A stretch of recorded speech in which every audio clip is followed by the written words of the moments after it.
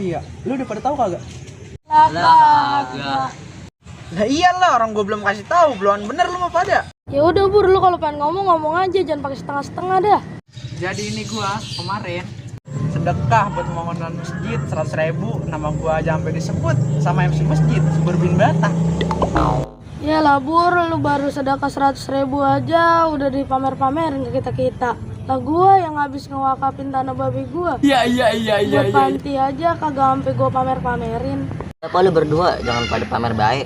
Gua aja yang habis bagi-bagi ratusan amplop ke fakir miskin, juga gua pasang status. Inap. Jadi pada ria bahaya lu, segala infak dipamer-pamerin ke orang lain. Cukup diri kita dan Allah yang tahu. Kunjur makola, wala tanjur mangkola. Jangan ngelihat yang nyampein, tapi lihatlah apa yang disampaikan.